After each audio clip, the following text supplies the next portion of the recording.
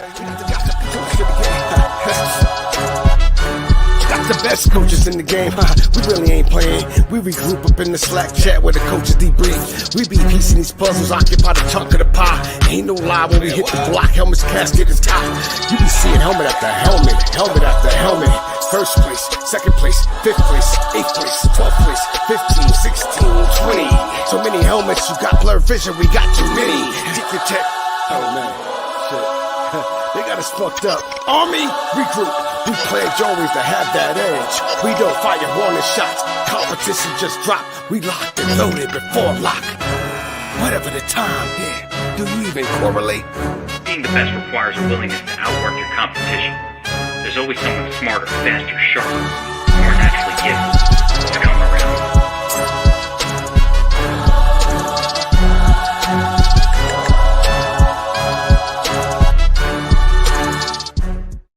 All right, what's up, everyone? Welcome back to another Geeks Vegas Lines Daily Fantasy Football and Betting Angles Breakdown.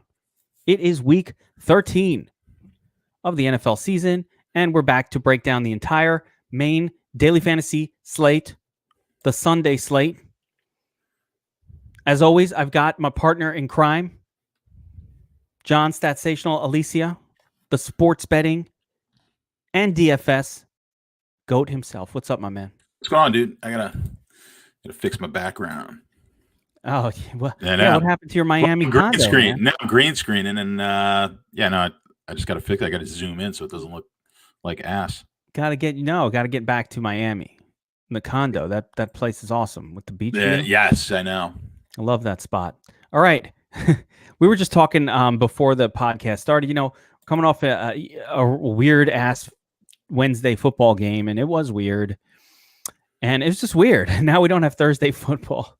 So we're going right into the Sunday main slate. Got a bunch of games pushed to Monday. It should be an interesting kind of a week. But as far as I'm concerned, yeah, blue moons. Blue moons will be for the next pod. But as far as I'm concerned, it's a really interesting week. We were talking off air a little bit about some of the lines. And it's really difficult to pick like focus games this week. Nothing really stands out. Nothing jumps off the paper at us. But we picked our core four. And the way this podcast works every single week is we're going to pick four games that we want to dive a little bit in depth into. We're going to talk some DFS angles. We're going to talk some betting angles. And then we'll cover all of the other games in a rapid fire succession type approach. So I say let's just jump into it. What do you say, John? I'm ready, man. All right, let's rock. Let's get started here. The first game of the core four. Wait, I got to brand it. The core four. Let me find my branding. Here we go. We've got the Jaguars heading up north to the Dome to take on the Vikings.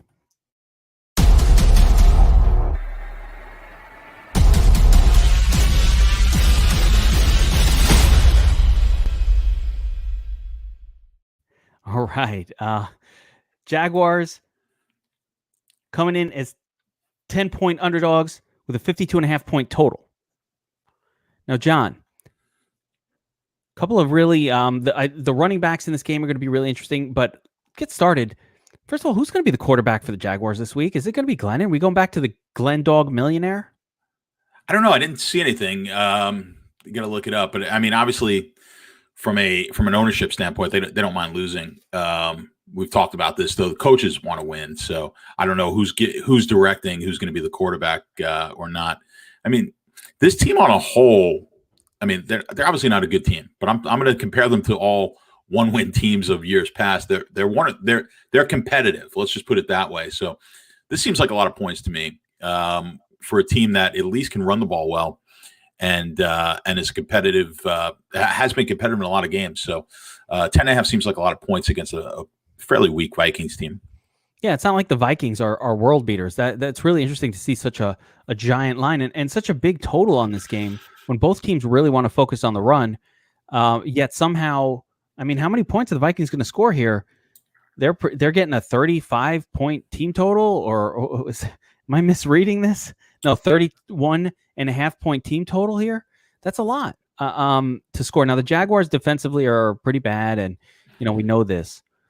So let's go to the players in this game that stand out the most. And you talked about Robinson on the Jaguars, but I think Dalvin Cook is the big question of the week. A lot of people got burned last week by Dalvin Cook. Did not have a great game. Came out with an ankle injury. That's not the reason he got burned you, though, man. He was burning you before he came out. He came back. Really, really tough game for Dalvin Cook, but he's had a great season. Now he gets the spectacular matchup against the Jaguars. So, I mean, can we go back to Dalvin Cook at 9,500 on DraftKings, 10K on FanDuel-ish levels? And is it more risky to play a guy who needs to deliver 30 fantasy points just to like make value against their salary? Well, yeah, I mean, obviously the risk is there. I mean, we're kind of approaching Christian McCaffrey territory with the 10K, but he was money every time up there. So we've had a couple of weeks now with Cook. No, I know the difference is the passing game. Yeah, where he doesn't get Christian the passes. McCaffrey brought 10 targets, Mm-hmm. 90, 80 passing. Like he started with like a 15. Right. Oh, there's no doubt. But we've seen, the upside also with Cook is tremendous. He's got 4 touchdown upside, 200-yard type of upside. And in this matchup, probably the best upside of any running back going, although the running back that they're facing isn't too shabby in this game either. So this is an interesting total where you've got a 50-plus total game, and really both running backs are the focus of this game. Yeah, I mean, I'd say on Minnesota, they're going to get Thielen back. So now you're back to Thielen and Jefferson, which kind of harms my want to play either of them, to be honest with you. I played Jefferson last week. He's priced up now. Now Thielen's back. I can't play these guys in the 7K range in what looks to be a non-competitive affair. Although I will say this about the Vikings. If you made it your business this year to play one Viking in every single lineup you've made every single week, that's probably a good move. It almost hasn't happened where at least one of these guys, the 3 main guys, has not delivered a tournament-winning score every week of the season. That is been consistent. It's crazy, but it's been consistent. So, maybe set a rule. Have one of either Thielen, Jefferson, or Cook. I don't know, but they're all very expensive now. Yeah, what's interesting, too, is that overall the offense has been, kind of mediocre. But, yeah, it seems like it's one guy has gone off. Thielen's catching a couple of touchdowns. Like I said, Cook's got 4 in that one game. But in this particular matchup, to me, it seems like this is, especially with a 10-point spread, this is a Cook game. That they don't mind running the ball. They're not looking to throw it a whole ton. With this line and the fact that Jacksonville's pretty weak against the run, Jacksonville also, I don't think, poses a huge threat in the passing game here. Well, like I said, the line is the total is in the 50s, but you just went over the team totals, so their team total is below league average. In this game, it's going to be what, 20. So there'd be 21.5 to 50, to like 31.5 or something like that is the 21 to 31.5, something like that's the projected score in if you look at the team totals or the line and the total. But yeah, so it's, if I have to lean one way in this game, if you're going to ask me who the best player is going to be in this game, who's the top guy, I have to lean towards Cook here because if they do get out front. Now, I do like Jacksonville to keep this game closer than we expect. So if that's the case, perhaps it's Thielen, it's the passing game, but I'm still going to lean on Cook. It's one of the few games that I don't like to take running backs in the same game, but I'm going to allow it in MME this week. I'm going to allow the running backs for this game to face each other because there's a possibility that both running backs can go off. We actually had 2 running backs last week face each other, who were Hines and Henry were in the top lineup. It happens. This idea of not doing that, I understand why, because we want to, but a pass catching running back negates that a little bit, or a bell cow like Robinson negates it a little bit. Exactly. One thing I'll say about this game, the Vikings side, if DJ Shark is out again and if Conley's out again, then we once again get this group of kind of cheapies that we could take a look at, Laviska Shenault and Cole Keelan Cole, and then is that right? Keelan Cole, right? And then they had a third guy who emerged last week. I can't remember even what his name is, but the WR3, whoever the hell that was, actually was the guy who had the best game last week. Was it Johnson or Charles Johnson or something? I had never heard of him, so that was a really shocking one, of course, because we all loaded up on the two names that we knew, and it was the third guy. But I think those wide receivers for the Jaguars are interesting, a little bit. Not excited about him, but interesting. Certainly the running back, and of course for the Vikings, one of them is going off. One of them always goes off, and the reason it happens, John, they don't need a lot of offense. It happens because they only throw to they're so concentrated on Thielen, Jefferson, or Cook that it doesn't go to anything else. One other thing I'd add about this game: late in the season, the coaching staff for the Vikings starts to get conservative a little bit with Dalvin Cook. He starts to get dinged up. That ankle was a warning sign last week. He starts to get dinged up a little bit. You might start to see him not getting the 27, 26, 28 touches a game that we really need for him to deliver at 9,500. Like if he's only getting 18 or 22 touches, I don't think he's delivering a 35-point game. So be wary, but also be aware that Jaguars is the kind of that's the matchup you want for Dalvin Cook. Like that's where you're like, oh my God, this doesn't get better. Although, except for last week when it was a great matchup and he failed. So shit happens. No matter two weeks in a row, he really hasn't been he's had good matchups. I want people to do, as great as something looks on paper, always remind yourself. This is one of the most important things in DF. John, you do this automatically. You don't have to tell you this. Always remind yourself that no matter how good a spot looks on paper, shit happens in the NFL, and things don't go the way you're hoping all the time. And so don't just play the one guy. You have to mix it up. You have to assume, all right, what happens if he doesn't fail? I mean, it looked so good last week, and yet there it was. What can I do different? So keep that in mind as you're making your lineups this week. All right, John, let's move on to the next game on the Core 4.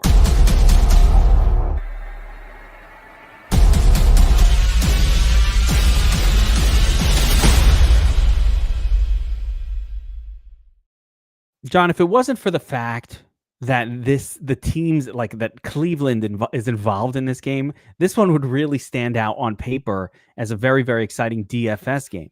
But let's get started with the Browns and the Titans. Titans at home, 6-point favorites, 53.5 point total. Now, does this stand out? I mean, Cleveland hasn't produced high-scoring games. Does this does that seem a little bit high, that game total to you? And I thought this was going to be a lot closer, like a -3 or 4, and you've got the Titans -6. So a couple things stand out to me as a little bit, just a mildly surprising about these lines. What about you, John? The total makes sense, actually. If you just look at the if you look at the games that both teams play, all right, it's 54. I mean, I believe I'm 50. Right, I'm right at 54 as well. Okay, on my numbers. So the line, excuse me, does make sense based on how both teams have performed this year. I think the total does. I think the line is a little high. We were talking about this before we went on. This game, it looked like it was going to be 3.5 now, unless I'm missing something on an injury that I haven't seen.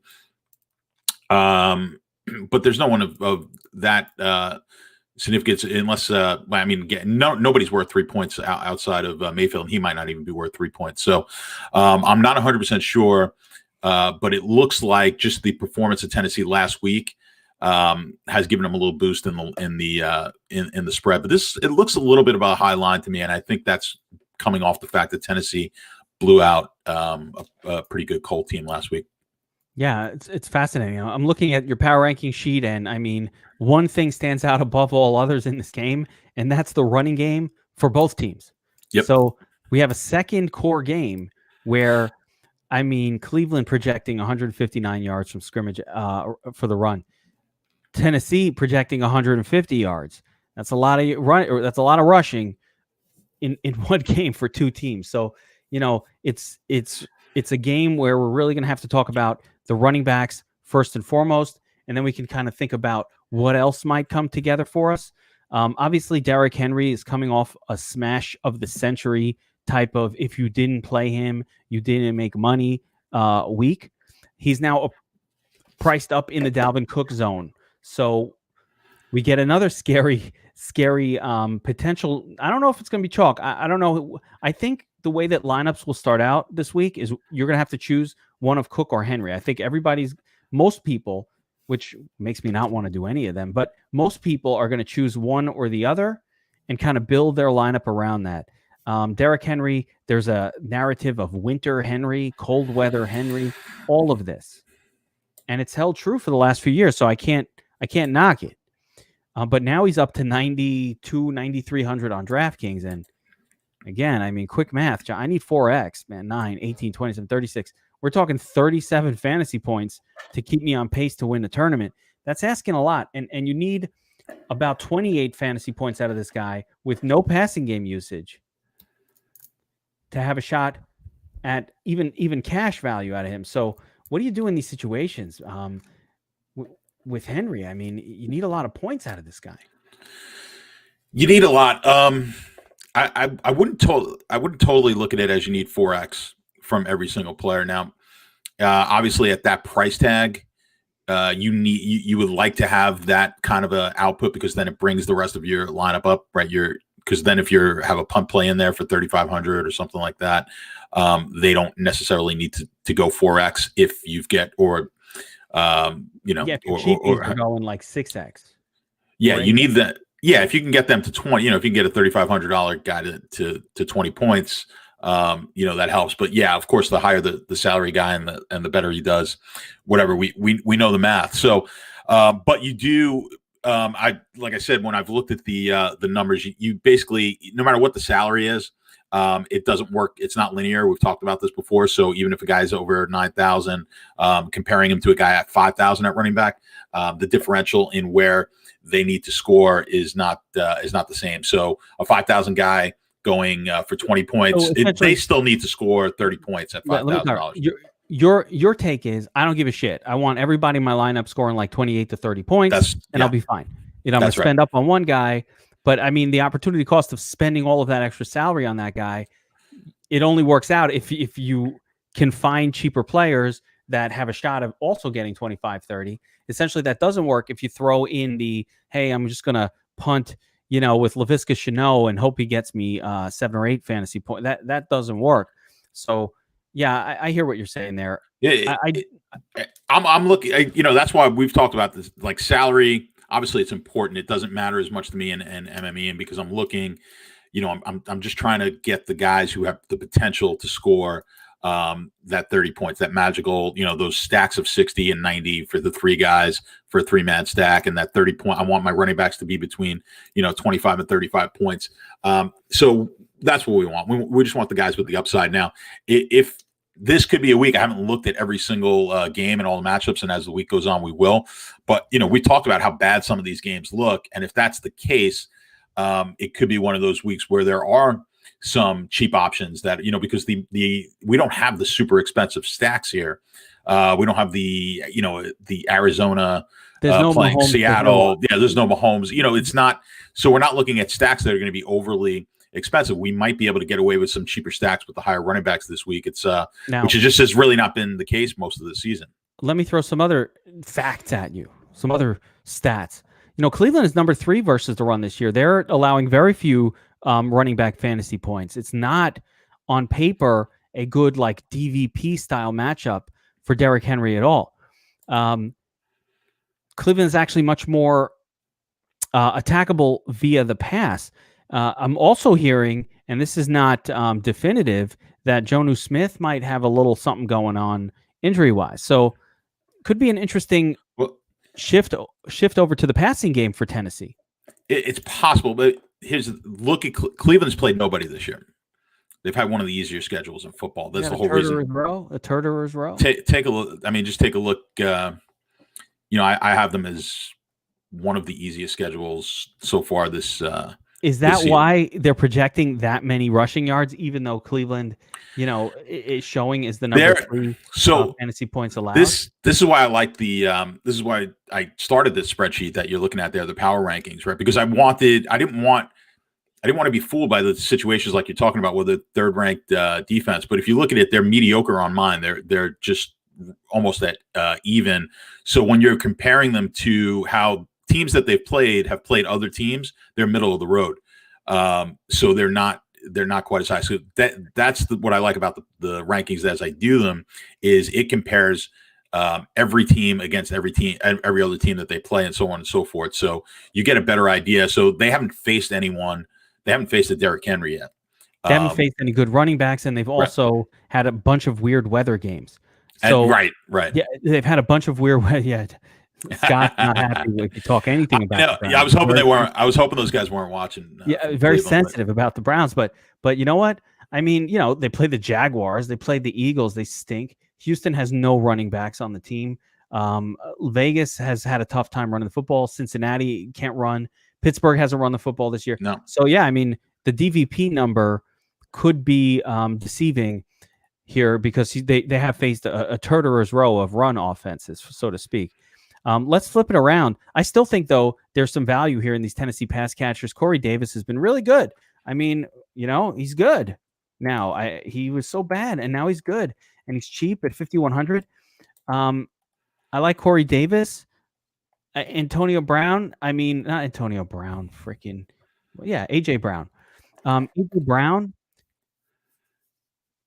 doesn't get a lot of volume. Not necessarily going to pay the 7,600 for him, to be quite honest, between you and I'm not paying it. But he's been good.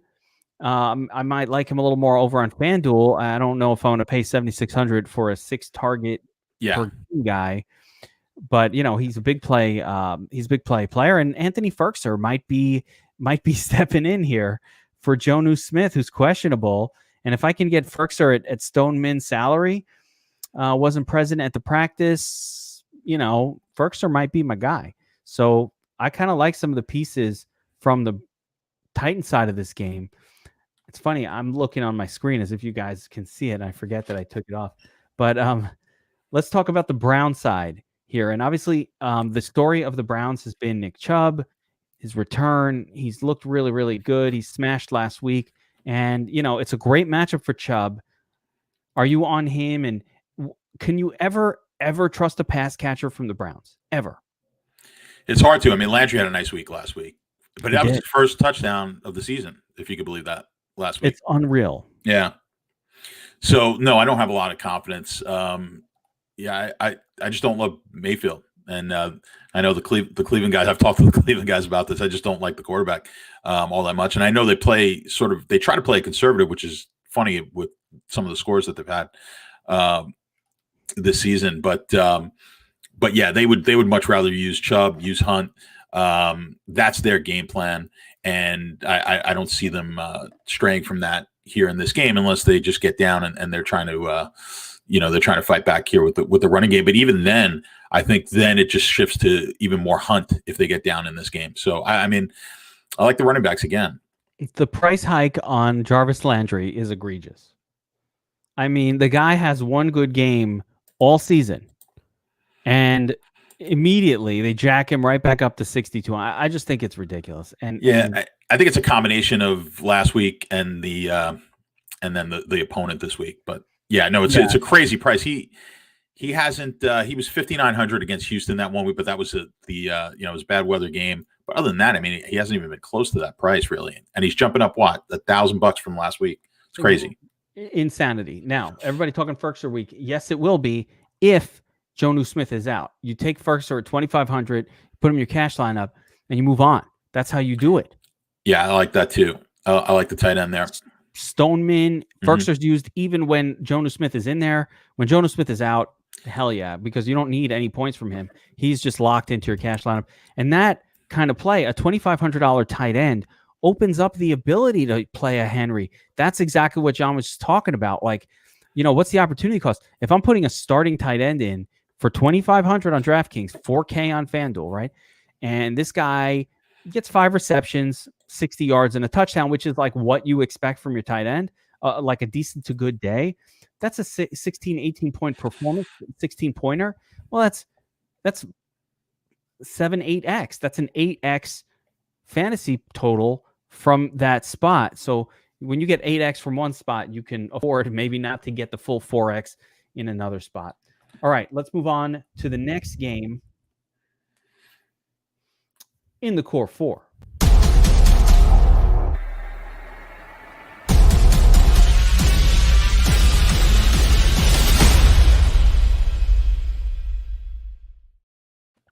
the core four this week, John, it just tells you like, wow, these games don't stand out because I haven't found one quarterback yet so far in the first two games that I'm really interested in playing. And we might see that same situation here, although I think there may be a quarterback, but we'll have to talk about it. We've got the Colts taking on the Texans. This one has the numbers that we're looking for. Colts are 3.5-point road favorites. Texans, 51.5-point game total. Inside, air-conditioned, beautiful weather in Houston. You've got a Colts team that last week was kind of decimated by injuries defensively. We'll have to see if that holds true this week. But, John, does anything stand out about this line? Colts 3.5-point favorites. You know, the Texans are missing a lot of weapons on offense. Can they keep up in this game? It's going to be interesting. I mean, because now they have the suspension, right? So you've got no Fuller. Where's the line at now on that? I know you have it up, and then I was just looking at something else. Well, 51.5-point total. Yeah. 3.5-point spread.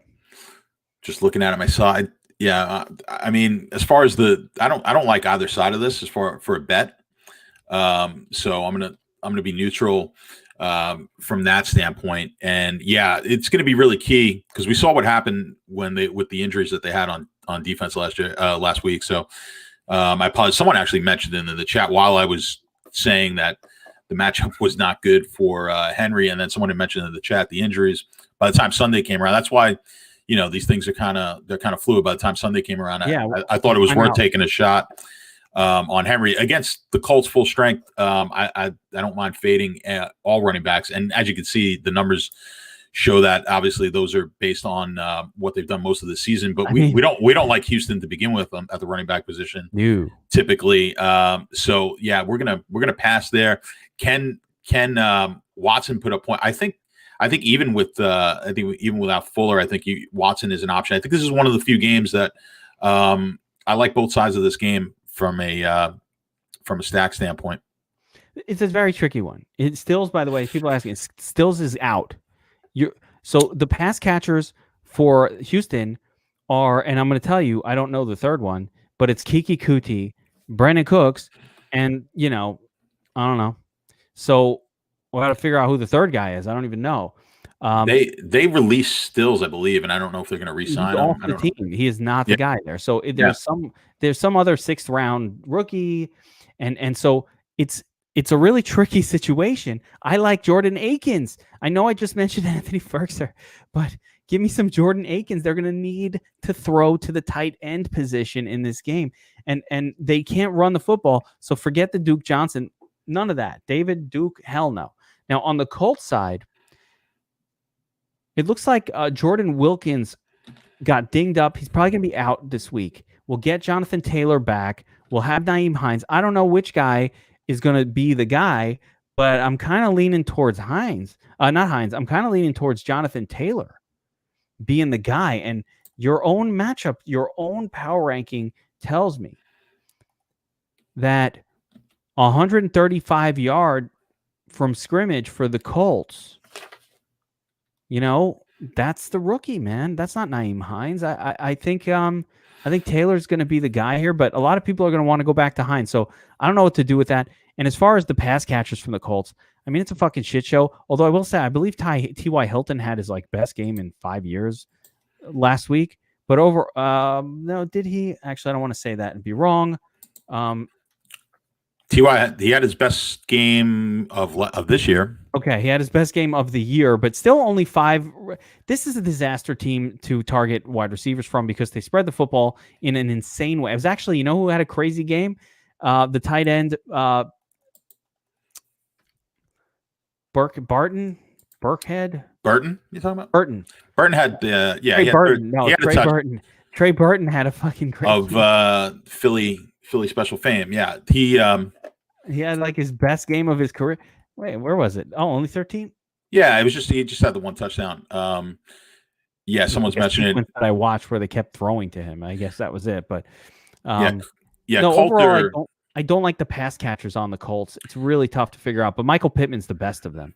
Pittman is the best of them. I think worth playing. Had an awful week last week. Actually, so you're going to get a drop in price. Not that it's significant, but come down $100. So for the price, worth it. This is one of those games that I'm talking about where you could stack this game. There's potential there, and like I was saying earlier, Coulter is their third receiver. That's another punt option for 3K if you want to play this game as a stack. I know you know it's not the With there's Watson, not a lot of there's not a lot of sexy plays. So if you want to take a Watson, and we've talked about this, I like having my punt wide receivers in on the with their quarterback, or at least in the same game as the quarterback.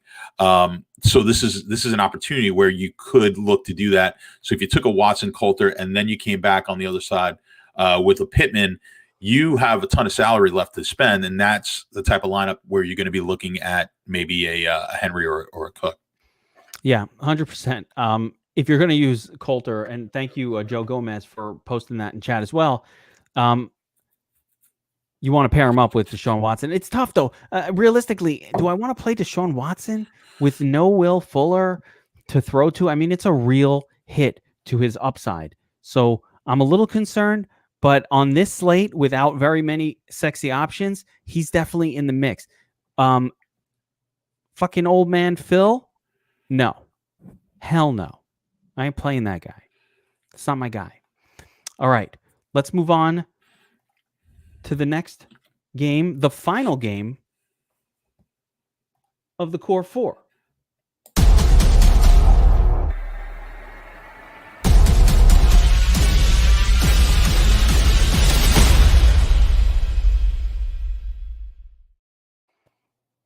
All right, next we have selected the Rams Cardinals face-off in Arizona. The Rams road 3-point favorites. The game total, 48.5 points. Now, John, last week you warned everyone, don't play Kyler Murray. He's got a shoulder thing going on. Whenever these guys are injured a little bit, and it's funny, we talked about this on the show, whenever these running quarterbacks are injured a little bit, they just change the way they play. Now, some people thought, oh, the shoulder is hurt. Maybe he'll run more. But that was a wrong interpretation. What ended up happening was the shoulder was hurt. They don't want him to run more because they want to protect the shoulder. And so they actually threw a little bit more and ran the football more. And what ended up happening, if we had like fourth level thinking, was Kenyon Drake ended up having a smash game at borderline no ownership. No one had Drake. He smashed the slate home. And it was, in hindsight, predictable based on what we were saying, that we did not think they were going to, those plays that Kyler Murray was taking where he's taking all the tutties for himself. They went to Kenyon Drake last week because they don't want to mess with it. Now you get a tough matchup against a Rams defense that's very, very good. So let's start. Both of these teams have pretty good defenses, but the Rams are elite, and essentially Aaron,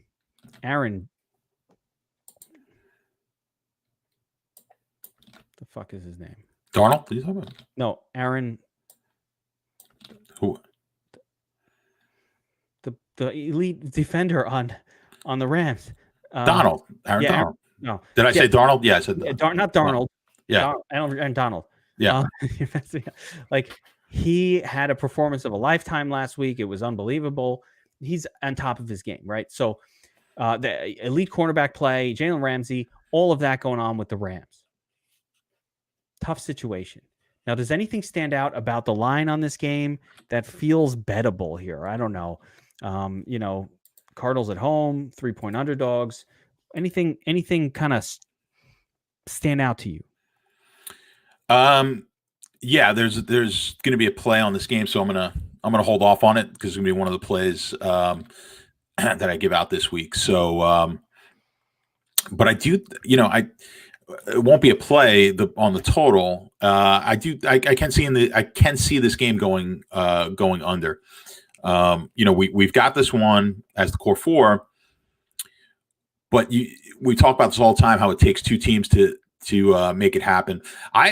We had this situation, right? The Rams played Seattle, not what was it, maybe 2 weeks ago? I was like not on that game. Yeah, I said that I faded it, and everybody played Jared Goff, and right, and that was the point. That's the point I was getting at, where you've got to be careful because everyone's looking at one side of it. Where you can put points up against Arizona, but it's hard to put points up against the Rams. And when you can't put points up against, if you're not putting the points on one side of the board, it limits the opportunities on the other side of the game. So, this is one I would be leery of. Plus, and now you got to add in again, if Murray is continuing to have the issues that he's having, then it really makes this game a difficult play. And unlike last week. And I agree. As I was watching this game last week, I was kicking myself because I said, "Boy, I nailed it," except for the Drake part. No, but the Drake was the logical. It was the logical choice, and I said, "Man, I should have more Drake." Because I kind of knew, and I even said on the when we did it on Friday, I said, this would be Belichick's gonna. What's he gonna do? He's gonna try to limit Hopkins, and he's gonna try to limit Murray. I mean, that's what he's gonna try to take out. He always tries to take that one piece of the game out, which is gonna leave Drake. He was going to allow them to try to run the ball and beat him, and that's what he did. So unfortunately, we didn't think that far ahead. It could have left Murray, but again, Murray wasn't grabbing those carries that he normally liked to take. I'm quite positive they've told. I said this before last week, and I'm sure it's going to be similar this week. They've told him to, not run the ball. They're certainly not going to call as many run plays. If you look at, he ran the ball 5 times last week. I'd have to go back and look. I would almost bet that at least 4 of those plays were just scrambles out of the pocket. They weren't design runs. He's typically a 10 rush a game type of guy. So you're not getting that. Plus it's a shoulder. So the throw, we've gone over it a million times. So if you take the fact that the Rams are a pretty damn good defense, maybe the best defense, in a situation where you've got Murray is not playing at his full capabilities, it becomes really, really difficult to want to be excited about this game on the whole, certainly from a stacking standpoint. I mean, I'm more interested for me in the Rams side of it. I think that it's a tough defense for Kyler Murray to go up against, and he can beat a tough defense. He has that skill set, but the way he was last week, the injury and just the way they played the season, it's no guarantee. I'm much more interested in the Rams side where you've got the exciting wide receiver group, and the Cardinals are a pretty good team against the run. So they're not a defense that you're just going to run all over. You could, but they're probably not that. And so the Robert Woods, the Cooper Kupps of the world, even the I have ancillary interest in those guys, and not as much interest. You can't play any running backs from the Rams. It's impossible to know. There's 3 guys, one too many. It's a waste. And you don't want to play a running back against the Rams. They're fucking Aaron Donald and all those guys. So Drake is off the table for me. And pretty much this game is a fucking dud. I mean, it's in the core 4, but because it's close and high scoring projected, but it's kind of a dud. I don't really like it for fantasy purposes. Yeah, it's tough. The whole week is tough. So we're going to be by the time Friday comes around, maybe we'll have, when we do the Wolfpack, we'll have some I think some better ideas. There's another game. We'll get to it. There are some other games on that. There's actually one game here that I think where we might find some excitement. But let's go to, we've gone through the core 4. Let's go to the lightning round and take a look at the rest of these games and see if we could find a fucking quarterback that we want to play this week, because so far I've got nothing, John.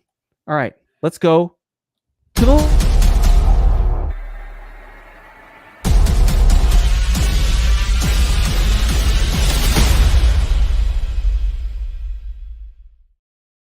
All right, lightning round. We are going to look at all the rest of the games that we haven't covered yet and see if we can glean some fantasy goodness. First game of the lightning round, we've got the Raiders at the Jets. 8-point favorites, 47.5 point total.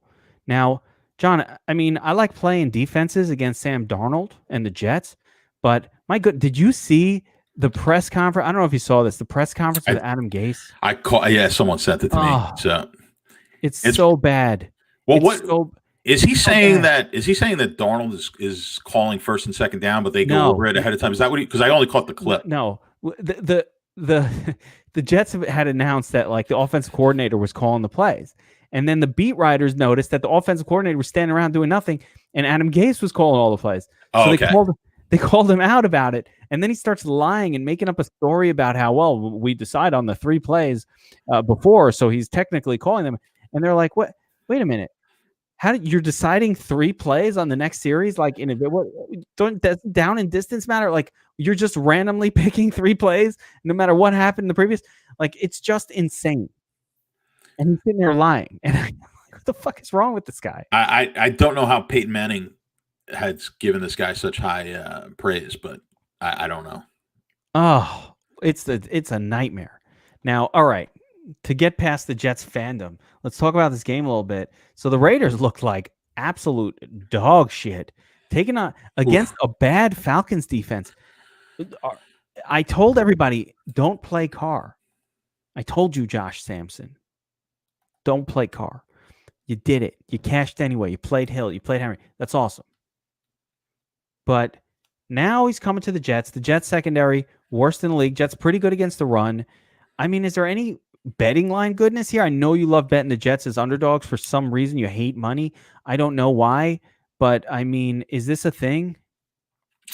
Yeah, I mean, this happens every year, so I'm used to it. I'll be on, and I haven't been on the Jets as much as I have some other teams in past years.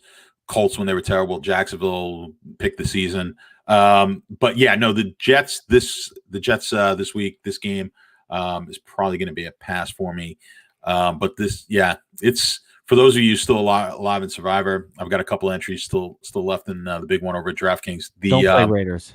Don't. I am not. I will not be playing the. I'll give you because I could take. I forgot what I'm taking. Seattle and Miami, I believe, were the 2. So I'm going to fade the 2 big chalky picks, which are Minnesota and Vegas this week. But with that said, so from a betting angle standpoint, I don't particularly care for the game. Difficult. We've talked about this before with the Jets. They're always a huge underdog. So this is not a situation where I think the quarterback is good enough. Or the style of play of the Raiders is that where you want to stack the game against the Jets. They are going to try to pound the ball. That's Gruden is perfectly fine. He knows the Jets really should not be able to put too many points up. And if they get ahead, he's going to pound. He's not going to be firing. This is not going to be a Pat Mahomes type of first half game against the Jets. So I would not look too heavily into the pass catchers here. Maybe Waller, but I wouldn't even get crazy with that. He's going to be pretty high owned. But if you're putting in a single entry, 3 entries or something like that, I'm fine not playing anything here. Listen, my primary take here is just, the Raiders will have no problem, or they shouldn't have any problem moving the football. And as a matter of fact, on the flip side, I think the Jets will be successful throwing the football. And I do think there are some one-off pieces in this game that are probably fantasy worthy, especially on the Jets pass catching corpse side of things, as much as they make me sick. Denzel Mims and Brashard Perriman have been useful, and they're super cheap, and they're going to be throwing, and the Raiders can't really stop the pass. So there's a little combination there. Vegas, though, projecting 270 yards. So the Jets are really bad defensively when it comes to their secondary. And so so were the Falcons, by the way, and that didn't matter. But, and by the way, I mean, another negative, this is why I thought you might be on the Jets here. The Raiders are flying back and forth 2 times in a week. East Coast, West Coast, East Coast, West Coast. Got to put those you got to wear your mask on the plane. Tired. You feel like shit afterwards. You know what I mean? You're traveling a lot, and it's a lot of travel. You lost last week, kind of miserable from it. Could be another letdown. It's possible. Someone asked me in the DFS Army Slack about that angle. West Coast teams, and I guess they're not technically a West Coast team anymore, but close enough. West Coast teams coming out east. It's talked about a lot on TV. There's not a huge angle there from a betting standpoint. Don't get yourself too crazy with that. Slight edge to teams that are home underdogs, which in this case you would have with the Jets. So home dogs do a little bit better against West Coast teams when they're traveling out east, but again, nothing crazily bettable. Nothing super exciting here to talk about. All right, next one on the lightning round, we've got the Lions taking on the Bears. Bears home, 3-point favorites. Mitch Trubisky back Better against than the ever. Lions. Well, what's that? He was better than ever. He was his usual self. I mean, he was Mitch Trubisky. He didn't look like anybody different. He looked like exactly the same guy he was before. Allen Robinson was useful this past week, but now he can take on the Lions. Lions not that good of a team. Bears not that good of a team. Two bad tastes that kind of taste bad together going on here. And anything stand out about this line? 44.5 point game total. It's a little low. 3 point spread. Chicago favored. Seems about right. Yeah, this is going to be another game I'm going to be posting, so I'll hold off on some comments on that. One. Nice. I do have a play on that game. Yeah, so I'll tell you, at some point I'm not going to get butterflies by fading the Bears. For whatever reason, it's like there's always some reason I can make up in my head like this is going to be the week that the Bears offense just does it. But like now that's gone out the window. I don't even worry about it anymore. Last week, the only thing you're like, you know what? He's hit rock bottom, Trubisky. And a lot of times just in life, like it takes you to hit bottom before you really ascend. I don't see any ascension here. He's That's dumb. Not what's going on with him? No, he's actually stupid. He's a very stupid football player. I don't know. Bobby Wow is not going to be happy with you. He's an idiot. I'm sorry, not Bobby. Bobby Wow no, Bobby's not an idiot, but Trubisky is. He is terrible. If you watch that game, I mean, he has no clue as to where he needs to go with the ball. I mean, just usually no clue. These guys, by the way, the Sam Darnold too. Usually, these guys who have talent in college, right? The arm talent is there, the athleticism is there for Mitch Trubisky. All of those things are there. So it's the brain. He's not able to read the defense. The brain isn't there for whatever reason. It's nervous. But that affects a lot of people, man. You see me on the fucking golf course. I can't hit a ball straight to save my life. But you put me on at a driving range, I'm like fucking Tiger Woods out there. I'm like, shit, man, I hit it so long and so straight. Wow. And then I'm on the golf course and I'm fucking swinging it air. I'm like, whew, swinging a miss, strike one. I'm like, how the fuck am I so good at the driving range?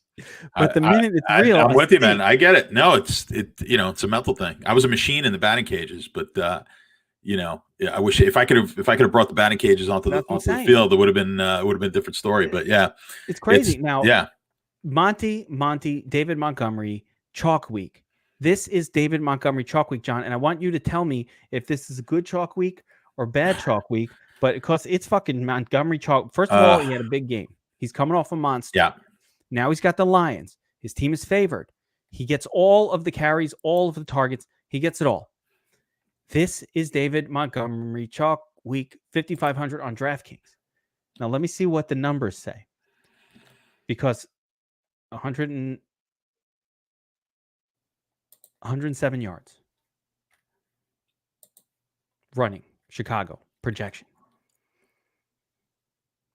I mean, what do we do here? He's going to be high owned. Trying to find him in the Oh, wait a second. Is this game not part of the slate? No, it's on there, Montgomery. Yeah, he's right here. I'm just looking at the Dom station. I was just trying to look up. Oh, unless I'm looking at oh no, I'm looking at the wrong thing. No. Yeah, I'm looking at the wrong. Yeah, we didn't get it up there yet. That's why. Okay. Yeah, no, I was just trying to figure out because I don't know what's his what did you say, 5,500? 5,500. Again, 28-point game last week. He's done fine. By the way, ever since he's had the role, you had those few weeks with Foles, but yeah, he really hasn't been fine. He's been garbage, and he's been about this price. So we've got to deal with David Montgomery chalk week. He's the number one value. If you sort by points per dollar value in the Dom station, he's the top guy. So this is not a good scene.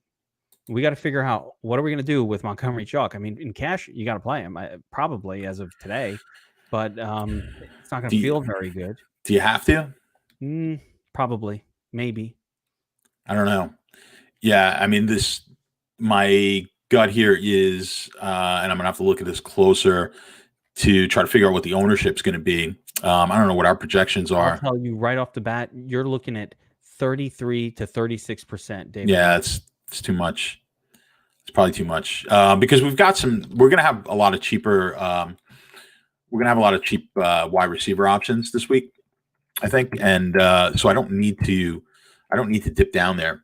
I could play expensive running backs this week, so I can assure you I will not have over the market in MME on MME for sure, but yeah. it's cash really that is the concern, and I think this guy's going to be heavily on.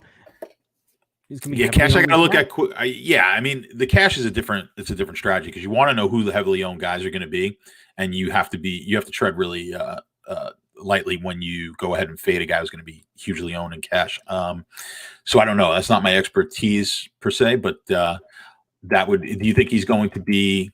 I haven't looked at it fully. Is he going to be the highest owned running back? I expect him to be the highest owned running back, and I expect him to be a guy that people start their cash lineup with this week. So again, it's Wednesday. What is it? Wednesday? I don't know what. Wednesday. Yeah, it's football every day. It's Wednesday, and things can change between now and Sunday. But as of Wednesday, one of the things I do is I go on the Dom station and I actually check the value number, right? This guy's number one. When that happens, you're like, oh boy, okay, it's chalk week for this guy, right? So he is going to be the chalk. He's coming off a big week too. So there's positive recency bias in his favor. Everything is saying play David Montgomery. And of course, he's going up against the 32nd ranked Lions run defense. I mean, there's not a whole lot here that says it's not a good play. I mean, it is a good play. He just fails in good spots a lot. Yeah. I mean, the one thing it's a couple of things going for him, but one of the other things is just how bad that they've played, just how bad the quarterback play is. And possibly they are going to want to get the running game going. Now, you've got a new coach this week as well with Detroit. Actually, I like that. I like that a lot. And I think that's the biggest positive of them all. New coach. And again, they're going up against the Lions. The Lions fucking suck. So, that's a plus. They're actually favored. Really, really good stuff. So let's talk about, the only other person I'd be interested in on the Bears is Allen Robinson. He's always a good play.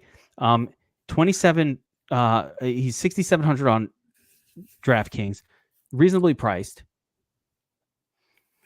I think he's playable.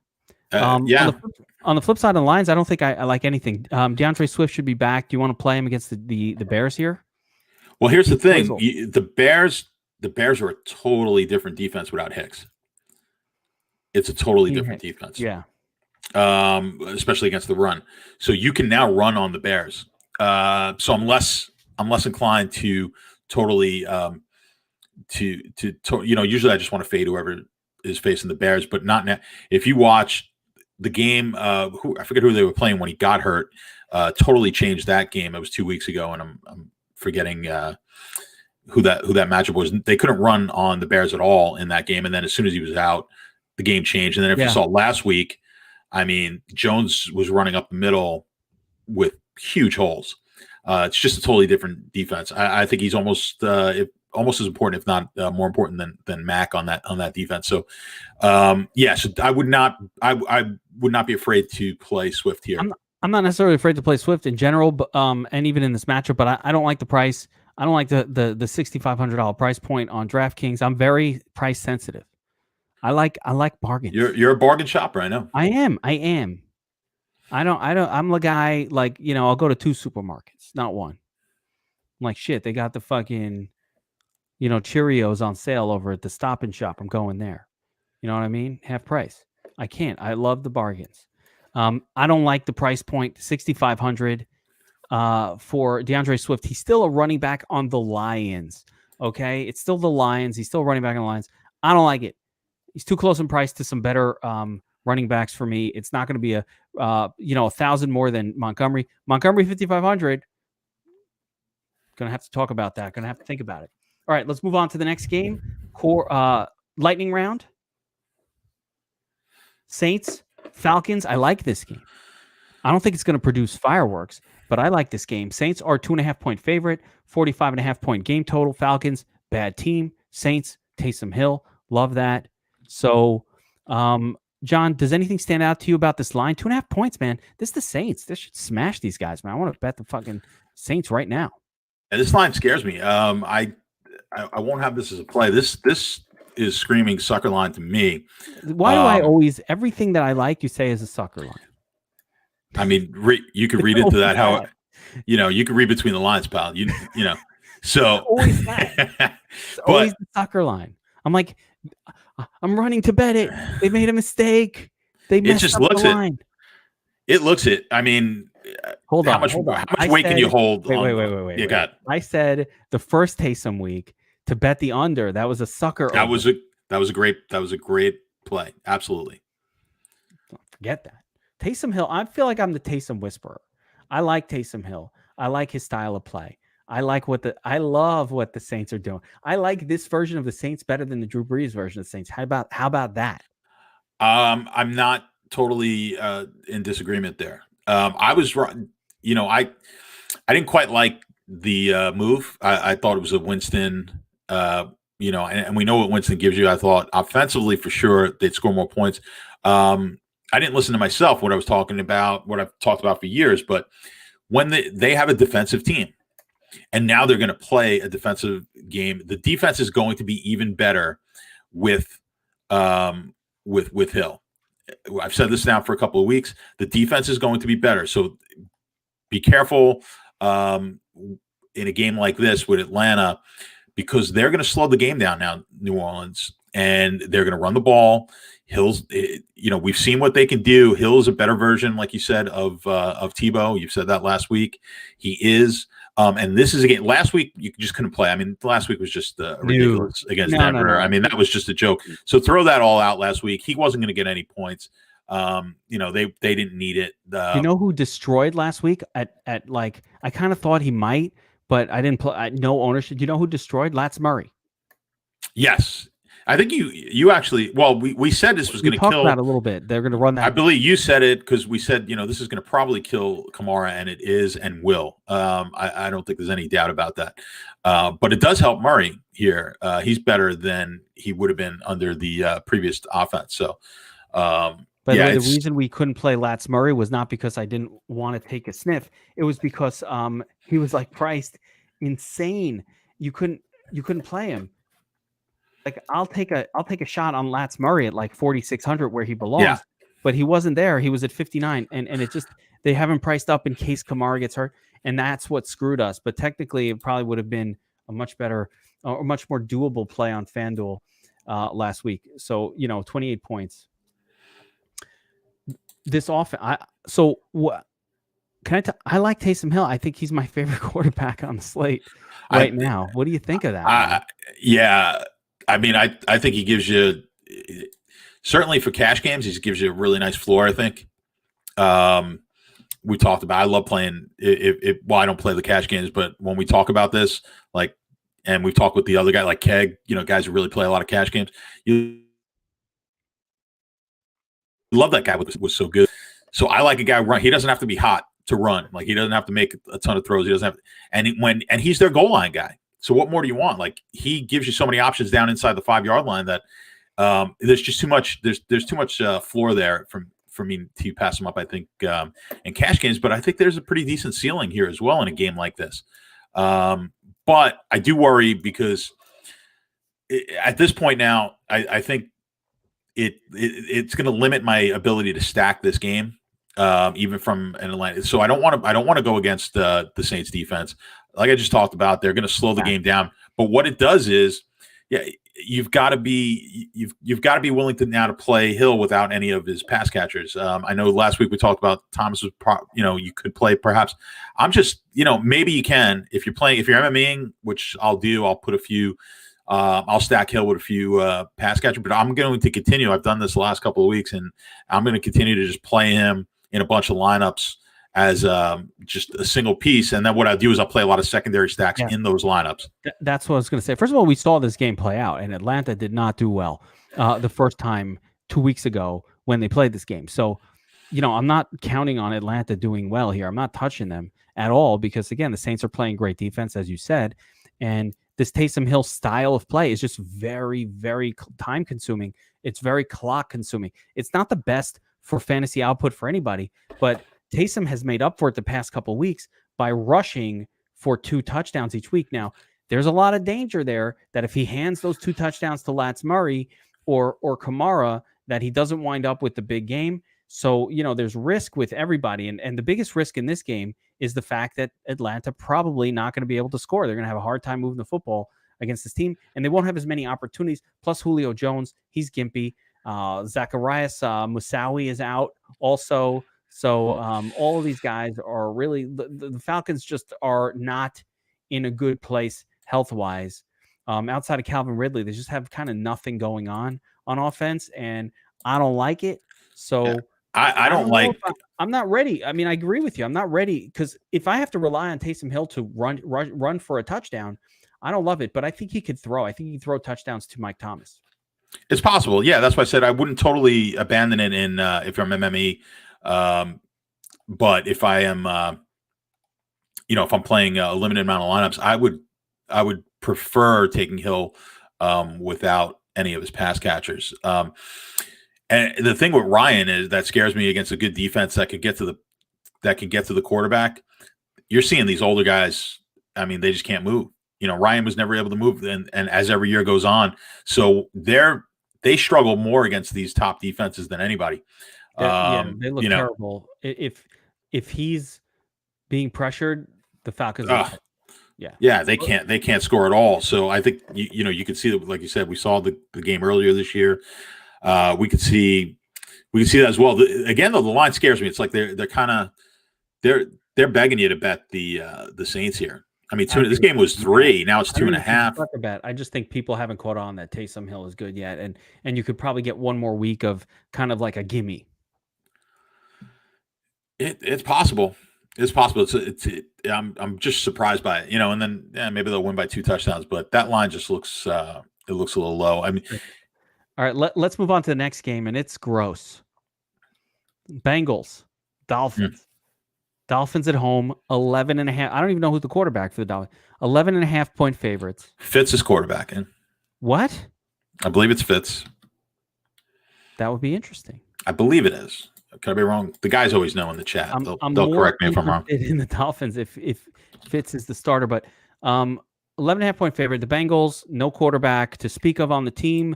They're just a disaster, a complete shit show.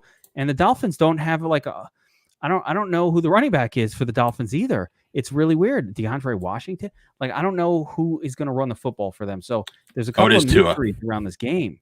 I think it is Tua. I'm sorry. Yeah, I'm looking. I think it's I don't know that. I was hoping it was Fitzpatrick. Yeah, because I want to take them in the Survivor, like I said, but Tua scares me. But Tua is not very good. But Fitzpatrick in place of Tua. I don't know. We don't know yet. It's Wednesday. I don't know who the running back is for the Dolphins either. Love to get Mike Gesicki in a game like this, but where are the hold on. Dolphins, man. I don't know. Gaskin is out. Not Gesicki. Gaskin is out. Ahmed doesn't look good. Matt Breida looked awful last week. Got some carries. He's not the guy. Patrick Laird is even worse. This guy was so bad. In one attempt, and I think he fumbled it. It was just a disaster for Laird. I don't know who the hell the guy is. I don't know what they're going to do, how they're going to score. But defensively, the Dolphins are just really, really good. And they're good enough defensively to handle this team. As a matter of fact, I'd love to know what they're 40. Oh, they're the over 4K. There you go. You can't even play the defense. They're the over 4K defense, John. Yeah, that would make sense. I think I missed this one on the power. I'll have to add it. I'm going to put it in now. Disaster. Oh, is it not on the power? Anyway, I think I'm missing it. Yeah, I'm looking for it. There is no fantasy goodness to be had here right now. There's nothing. You can't touch the fucking Bengals with a pole. And on the Dolphins side, who are you going to play?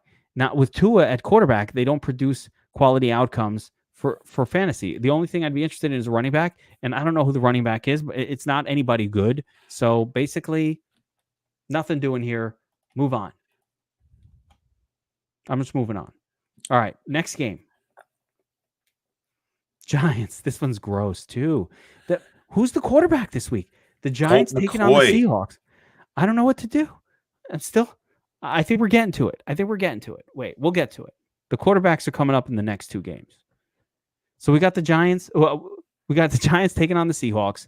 No Daniel Jones. No Danny Dimes.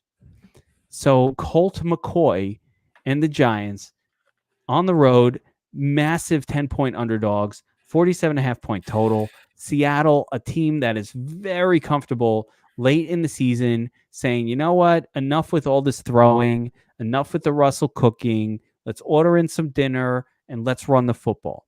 So we're not going to get the Cook-Russell version. We're going to get the version that we saw last week that put up like a 12 because they were just happy to run the football. The only interest I have here is Seattle defense and Chris Carson. That's it. Yeah, you could see something very similar to the Seattle game of last week, because I mean the Giants, the Giants, believe it or not, are a better offense with Jones, and they haven't looked all that great with Jones. But Colt McCoy becomes like, I guess maybe what Carson Wentz looked like last week, which was absolute puke. But yeah, you see if you get into a game like that, and they don't need. All right, Metcalf went off, so you always have that possibility.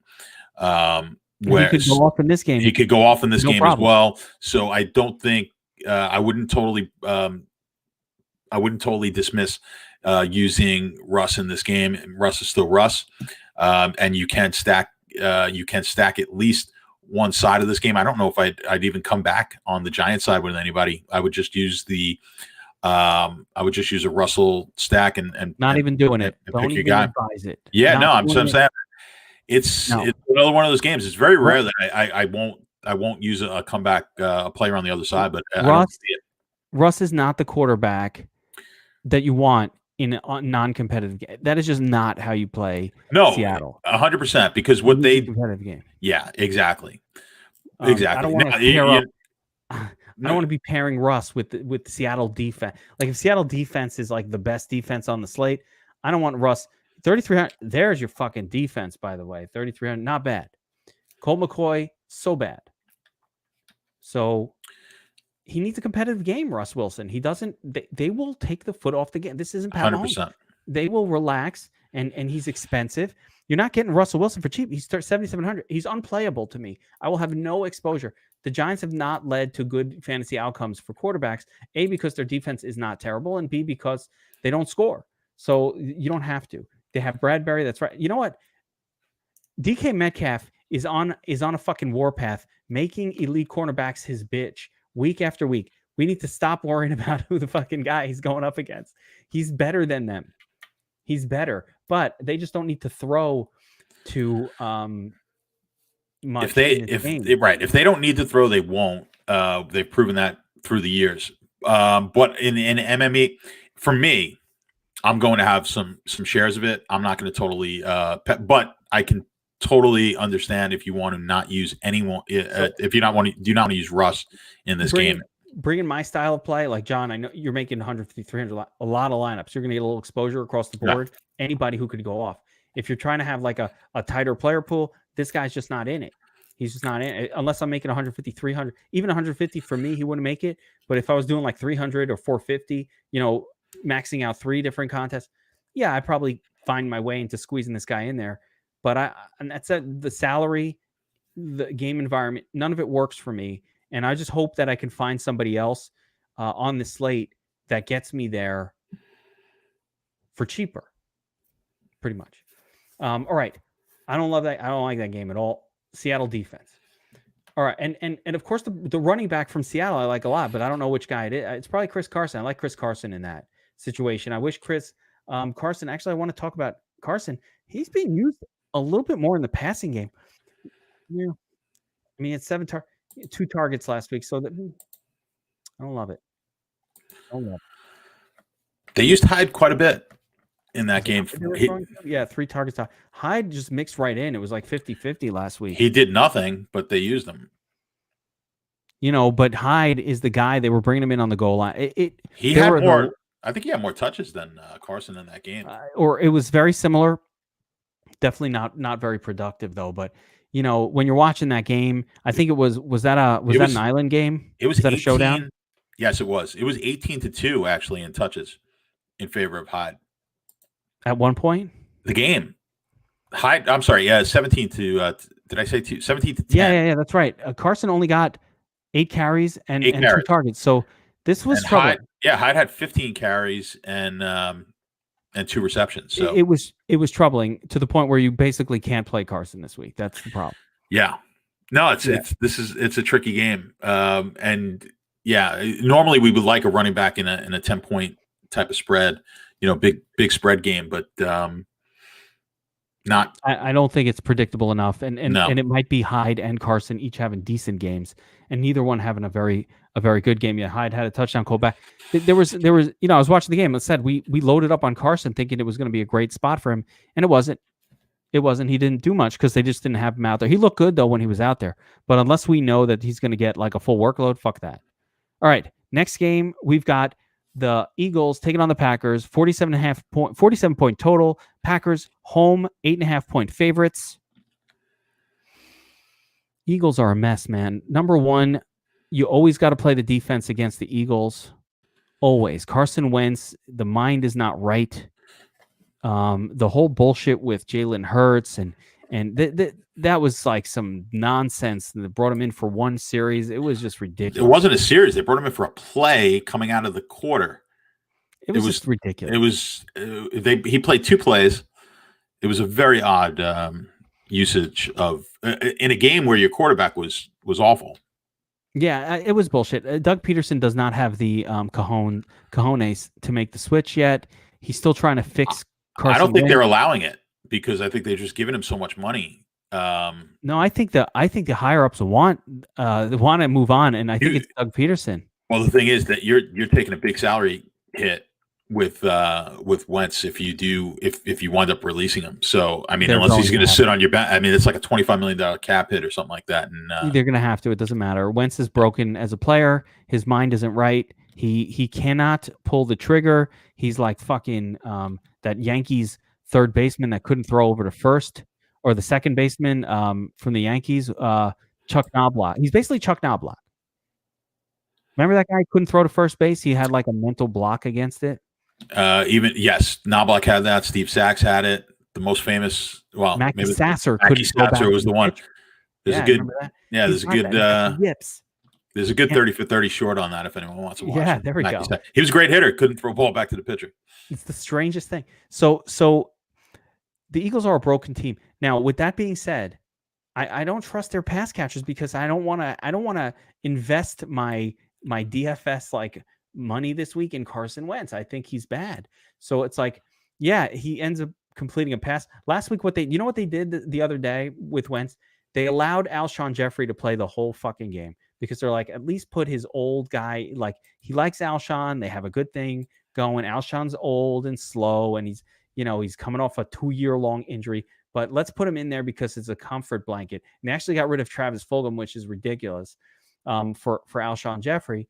And even that wasn't enough to really get Carson Wentz comfortable. So now he's going up. Green Bay is a tough defense. The only question for me is like, who to play on the Packers? I love Devontae Adams. Could we go right back to Devontae Adams? Like, will this game be competitive enough to just say, you know what? I don't give a shit. Give me some Aaron Rodgers. Give me Devontae Adams and let them, play toss and, play a little game of toss in the backyard and just put up 5 or 6 touchdowns. I think you have to consider Rodgers here this week. Again, it's unfortunately we're going to have to play stuff that we don't normally like to play. This is another large spread. We like to avoid it. There's just too many of them this week. One of them's going to be good.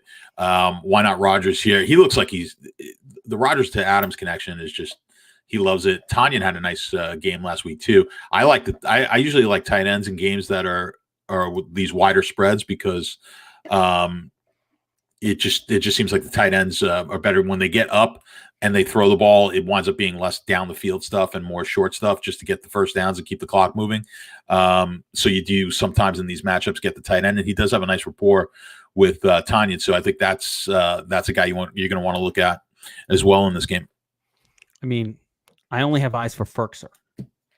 I know. You've got a little crush going on, but Tanyan, I'm sure, is fairly expensive this week. But you know where Ferkser shows up. I'm gonna reveal a secret to you. He's one of the faces on the Where My Turd's At spinner. If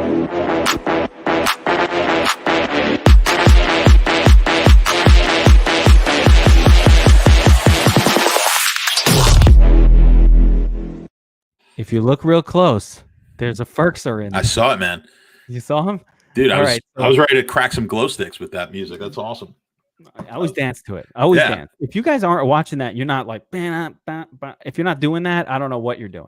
So coming back to this, listen, Aaron Rodgers has like no bad games this year. So I don't love the game from it's going to be competitive standpoint, but I don't think it matters. Like this dude's just putting up 25 points every single game. Yeah. 25, 29, 30. I mean, one dud against Tampa and a 20-point floor. I'll take that. You know, not all these games look competitive on paper. Jacksonville didn't. The Colts look tough. Chicago looked tough. Minnesota, you know what I mean? Like, it hasn't mattered. He's put up good numbers even when they're destroying the opposing team. He still throws a touchdown to Adams when they're up 28 to 10. Like, they don't care. So it's not a team that wants to just pound the run. They're going to keep throwing with Rodgers. So I like Rodgers here. I think he's one of my favorite quarterback plays. What do you think? Yeah, I'm with you on that. I mean, like you said, the numbers don't lie this year. He's had that one bad game. But other than that, I think 25 has basically been the floor. So I'll take that shot with the upside with one of the best wide receivers that he's going to pound. So you've got that 60-point potential that I'm looking for in this matchup for sure. You know, when you flip to the Philly side, did you see Ray over in the in our chat this morning? He sent over something. Ray's a Philly guy, and he was saying Deuce Staley's going to take over play calling, the assistant head coach, former running back for Philly. So he was looking at Sanders as a possible sneaky play here this week, with him maybe getting a little bit more involved in the offense. If they were smart, the best way to attack the Packers is absolutely via the run. But this Eagles team has shown no desire / capability whatsoever to feature the run. And I don't understand why. When you got a quarterback who's mentally broken, you would think that they would lean on the run. And these games have been close for these guys, a few of them, and they just don't do it. They don't do it. Even last week, this was not a blowout. This was a pretty close game. 6 rushes against Seattle. 6? What the fuck are they doing? They got themselves down, but they were never down, until the end of the game, which is really out. It was out of reach, even though they wound up covering the back door on the Hail Mary there. You would think that they would run the ball a little bit more here. Now, I don't know. Like I said, the guys in Philly are saying Deuce Staley was a running back. Are they going to change? A lot of times when these guys give up the play calling, when the head coach is the play caller, it doesn't really change much. They kind of call the game the way that the head coach was. Everyone's on the same page. I'm not buying the story, and I don't like it in this spot. I don't like it for massive underdogs. Right. By the way, can Miles Sanders have a good game? Of course. Am I starting him in my season-long league where I have Miles Sanders as one of my running backs? Hell yeah, I'm starting him. But like, I don't think I want to pay for Miles Sanders $6,700. Like, the dude is the same price as freaking Austin Eckler. Like, no. There are other names that I could pay that are probably a little bit more exciting and have a better chance and are favored and have a better chance of scoring a touchdown. So, it's not super exciting for me, but I get where he's coming from. And the Eagles should run their team that way. They should be a play action pass team. That's what they should be doing. And they should threaten with the run, but they just don't. Yeah. Similar to Trubisky. I mean, you watch the game with Wentz, and I don't know what he's thinking. Like, guys are running open last week. No, he's terrible. He's just not good. He can't make decisions. Again, he's mentally not with it as a quarterback right now. It's the same Sam Darnold thing. It's Trubisky, it's Darnold. These guys have arm talent. They're just not. They're not able to. The brain just doesn't work the way it needs to be a great quarterback. I want to see Darnold with some better coaching, and let's see. But I just read an article that they thought a great landing spot for him. They were talking about landing spots for Darnold next year. Chicago? Of them. No. Well, that's one that might want him. But one of the spots was Denver, and that'd probably be a pretty good spot for him to get to. Yeah. But another suggestion was the Saints, but it's very unlikely because they're like, well, if the Saints don't like Taysom, maybe they bring in Darnold. But they said Sean Payton could fix Darnold. That's what I wouldn't be shocked. I wouldn't be The shocked. thought is like he fixed Drew Brees. Drew Brees was kind of like absolutely. Yeah. So it could be. All right, let's move on to the last game of the lightning round. This is the most exciting game of them all. I think this might be the game of the week, which is weird because I never like Patriots games.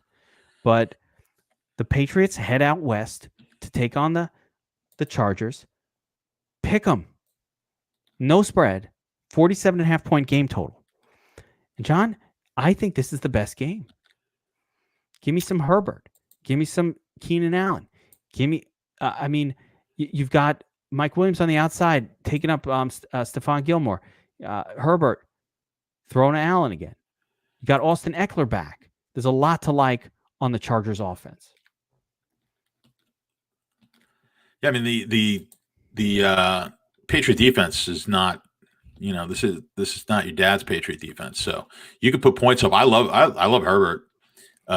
So I'm always down for some Herbert stacks and Allen. So I think in this game, and now Eckler involved in this offense. So from a Charger standpoint, I like this from a stacking. I like stacking this game. I think the problem that you continually run into is that we're seeing on the slate is, can we game stack it? We could stack the Chargers. I like stacking the Chargers. Can we come back? Probably can. Even though the numbers don't say. Yeah, you could bring a piece back here. Bird. Yeah. Again, this was my point when we started with talking about these expensive running backs. There's going to be games here. One of these, obviously, it's going to be more than just one of them, are going to go off, and you're going to get some cheap wide receiver options in these stacks, and that's going to afford you to play these expensive running backs. So those guys who look like they're in the smash spots, I think you can play. Eckler too. I don't think there's any doubt. When we face New England, we always want to think about where's Belichick. Where's the Belichick focus going to be? I think it's probably Eckler. Is it Eckler? Is it Keenan Allen? Is it Mike? What? I don't think it could be Allen. Yeah, it's tough to know. This is a team with a lot of weapons. I don't think that the whole Bill Belichick going to take somebody away thing is all that important. Hunter Henry's in this game. There's a lot of weapons on this team for Herbert to go to. So I don't think it matters. I think if it's if it's Eckler, if it's Mike Williams, if it's Keenan Allen, if it's Hunter Henry, I think the Chargers are going to be able to move the football. The real question is, how do the Patriots score? How do you really stack this? And it's really tricky. Again, I'm not a Cam Newton believer at all. I'm just not a Cam Newton guy. I never will be. I warned you guys, don't play him last week. Cam Newton was chalk last week. I told you, I don't play Cam Newton. Do what you want to do, right? This guy, I want credit for my don't play people. Guy put up a fucking 6. I mean, that's what you'll get out of a Cam Newton. He'll get you a 6 sometimes. Like, he'll rush for a touchdown or 2, but he'll also get you a 6 and a 15. No. So I don't know how the Patriots do it. I really don't know how they manufacture scoring at all this year. They figured out a way, but I don't think we can trust Damian Harris. White, you want to talk about James White? White had a miracle last week where he scored. Now they raised the price. It was a miracle that he scored. It was a gadget play. He scored twice. He's 2 touchdowns, 14 points. John, if I got to count on a player to get 2 touchdowns to get me to 14, what are the odds? Like, if I had to bet James White last week to score 2 touchdowns, what odds am I getting? I would bet you got like plus 800 or something like that, plus 1,000 on 2 touchdowns. I would have been like plus 15. Like, I think it's even more. Yeah, well, your odds are probably what the true odds are, but that's what you would have got, like plus 800. Yeah, it was probably, the true odds were probably like 15 to 1. Yeah, it was like ridiculous. You know what I'm saying? So like, it was such a long shot, and it took that. So this isn't going to be the guy. So I don't know. It's really tricky with the Patriots offense. I don't like Jacoby Myers. I like Jacoby Myers, but I got a lawsuit against him right now for destroying my lineups. It's the law firm of Jacoby. Anyway, you know how many times he scored 2 touchdowns? Like inning. James it's White just in his career. Yeah, I'm just scrolling. I'm trying to like quickly scroll through. It's been like Trying to actually get the odds. See, this is what happens. I know. I I'm throw sorry. an odd scenario at John, and now he's doing a calculation like his whole I'm career. trying to quick. Yeah, he's played in 100 games, and he's had 3 games where he scored 2 touchdowns 3% of the time. So it's got to be a 97 to 1 ratio over here or something. Well, I think you were close because it looks like just on average, like he's probably had like 1, maybe 2 times a year he gets 2. So all right, that's not even that bad. So yeah. it's like that's 1 in 6. It's 1 in 16 if he does it once, and 2. So he's probably about 10 to 1, 12 to 1, something like that. Yeah, and that was with Brady throwing to him. This year it would have been worse. He's had no usage. No one's throwing to him this year. It's not Cam Newton. He can't fucking deliver a screen pass. Have you met Cam Newton? So like he's not delivering screen passes. Yeah, we talked about this. Cam is so inaccurate. So Cam needs to throw the ball downfield to big targets, and it's fine. The arm strength's there. That's Cam's strength and running the ball. So, that's why Myers can't deliver, because Myers is cutting across the field in the Julian Edelman role, and that's why Damiere Byrd had the one good game, because at the very least, the one thing that Byrd is doing is he's running deep, and if Cam hits him on that pass, there you go. So, it's just not a pretty scene. I say, and I'm going to be unorthodox about it, I say play the Chargers. Don't bring it back with anybody. Too hard to figure it out. Too hard to figure it out. This is the most we've ever said that. What's that? This is the most we've said that. This whole week? Yeah. I don't even think I'm building game stacks, guys. So for the final word here, I don't think this is a week where not one game, we've just broken down every single game on the main slate. There's not one that stands out as like, wow, we should game stack this one, right? None. Nothing. Not one of them. There are some that were like, well, I kind of think I might be able to, but like there was nothing that you were excited to game stack here, and including this one. What do you want to bring back with the Bird? Like I said, if Bird has a bad game, you're dead. I'm gonna have a lot of manual messing around with it's not going to be a fun week, but a lot of the I do enjoy the weeks that are tougher. I tend to do better on those type of weeks, and I would imagine a lot of people listening to this do better because you need to be a little sharper on the tough weeks. It's easy when Seattle plays Arizona and everyone just piles in on it, and you hope for the best. You got to be a little smarter this week. Ricardo, the problem with New York and Seattle is New York is rolling out a backup quarterback, Colt McCoy, and he's terrible. So again, if this was Daniel Jones, I'd be interested, but not Colt McCoy. Colt McCoy is not good. He's been in the league for fucking 20 years. His brother was in the league. They were never good. The McCoys, never good. The Hatfields, much better. Don't at me for that. I'm on the Hatfield, not the McCoy.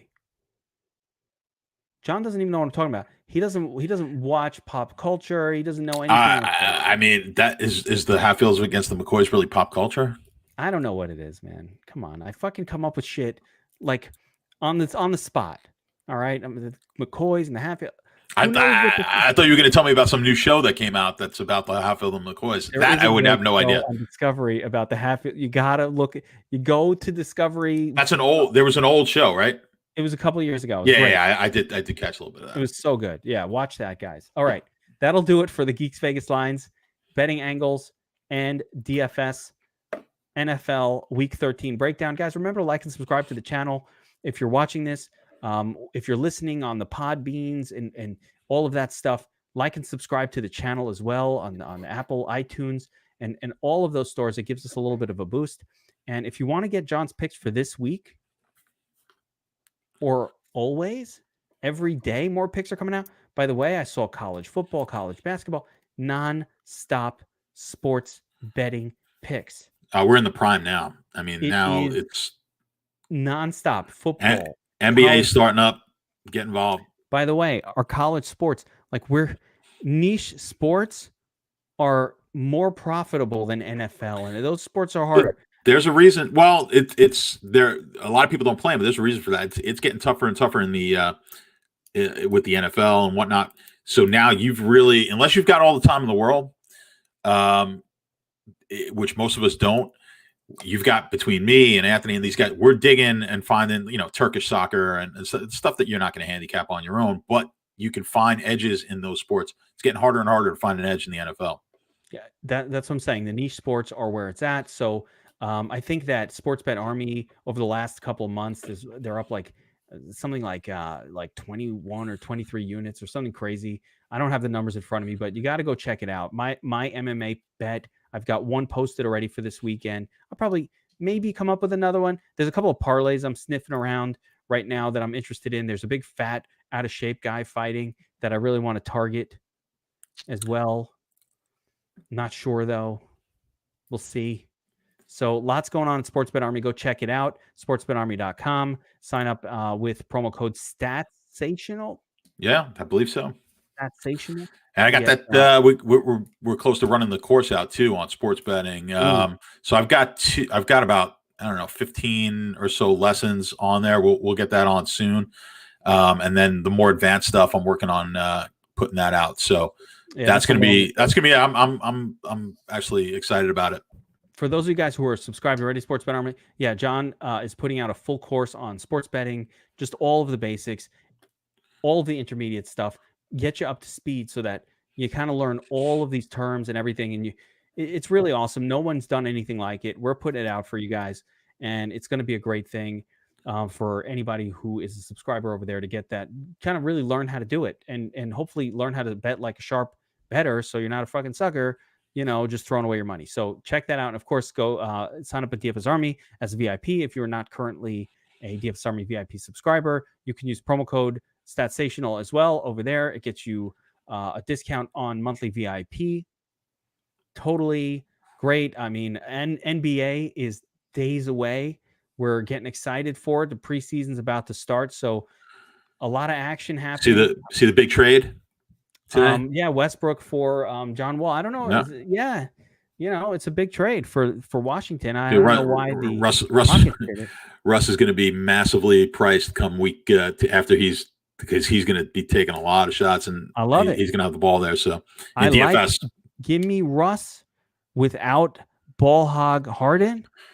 I'm happy. That's going to be my guy all the time. So I'm excited for basketball. I will not play any basketball until football season ends. That's just how I roll. I keep my full concentration on NFL, but you guys don't need to do that. You can play them all. John will be playing everything. I know you're playing every fucking sport there is. So yes. I'm like, hey, what are you doing next? He's like, oh, there's soccer starting up in 2 minutes. I got to get my lineups in. I'm like, geez, what don't you do? So really exciting stuff going forward. Make sure to check all of that out. And again, for DFS Army VIP subscribers, we will be back on Friday with the Wolfpack Roundtable, where we break down the slate using a few DFS Army pros, giving our takes on mass multi-entry and tournaments and strategy in general for DFS. And of course, I will be back on Saturday with the Players Club, where we bring it all together. We get our 3 max, our cash game approaches down pat. So, stay tuned. It's going to be another big week, week 13. Let's see those helmets at the top of tournaments. For John and myself, good luck, everyone, this week. Thanks for being here.